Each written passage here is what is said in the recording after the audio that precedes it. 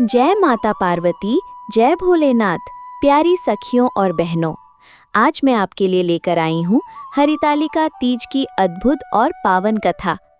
कहते हैं, जो स्त्री इस व्रत को श्रद्धा और विश्वास के साथ करती है, उसे माता पार्वती का विशेष आशीर्वाद प्राप्त होता है। पति की लंबी आयु, वैवाहिक जीवन का सुख और कन्याओं को मनचाहा वर मिलता है। तो आइए प्रेम, तपस्या और विश्वास से भरी ये कथा सुनते हैं। बहनों, बहुत प्राचीन समय की बात है। हिमालय की सुंदर और पवित्र वादियों में एक कन्या जन्मी, पार्वती। बचपन से ही पार्वती के मन में भगवान शिव के प्रति गहरा प्रेम और भक्ति थी।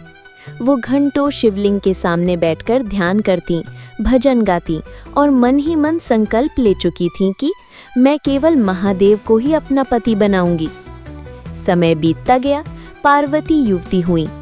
उनकी सुंदरता, उनका तेज, उनका सौम्य रूप देखकर सभी मोहित हो जाते। लेकिन उनके पिता राजा हिमवान का विचार कुछ और था। राजा हिमवान चाहते थे कि उनके पुत्री का विवाह भगवान विष्णु से हो।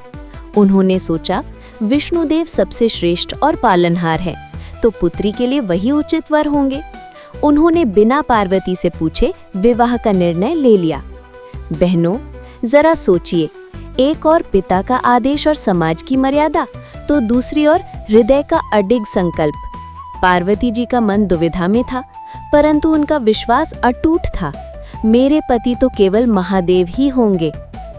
ये देखकर उनकी सखियां बहुत चिंतित हुईं। उन्होंने सोचा, यदि विवाह का ये निर्णय हो गया तो पार्वती जी अपना संकल्प नहीं निभा पाएंगी। हमें कुछ करना होगा।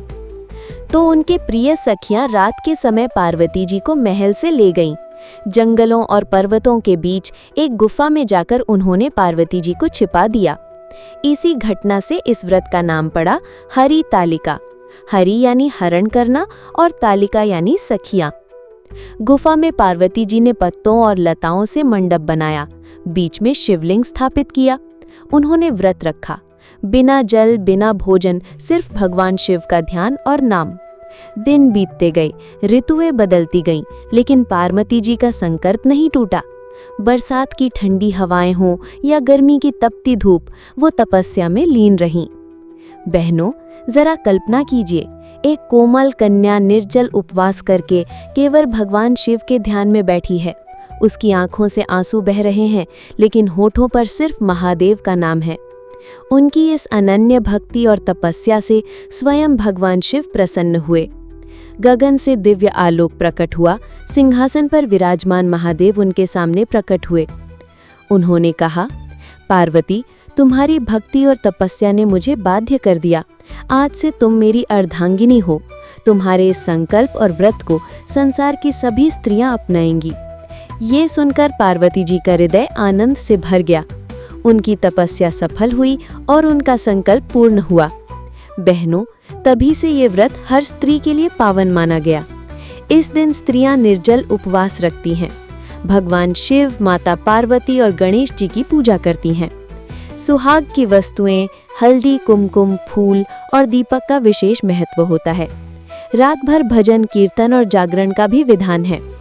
इस व्रत के अद्भुत लाभ बताए गए हैं। पति की दीर्घायु और उत्तम स्वास्थ्य, वैवाहिक जीवन में प्रेम, सुख और सौभाग्य, अविवाहित कन्याओं को मनचाहा वर, और सबसे बड़ा लाभ माता पार्वती और भगवान शिव का विशेष आशीर्वाद। प्यारी बहनों और सखियों, हरितालिका तीज केवल एक परंपरा नहीं, बल्कि ये प्रेम, विश्वास और भक्ति का प्रतीक है। माता पार्वती ने दिखाया कि सच्ची श्रद्धा और संकल्प से भगवान स्वयं प्रसन्न होकर प्रकट होते हैं। इसलिए जब आप ये व्रत करें तो हृदय से करें, श्रद्धा से करें। निश्चित ही आपके जीवन में सुख, शांति और मंगलमयता आएगी। अगर आपको ये कथा पसंद आई हो तो लाइक करना मत भूलें। अपनी सखियों और बहनों के साथ शेयर करें और चैनल को सब्सक्राइब जरूर करें। जय माता पार्वती, जय भोलेनाथ।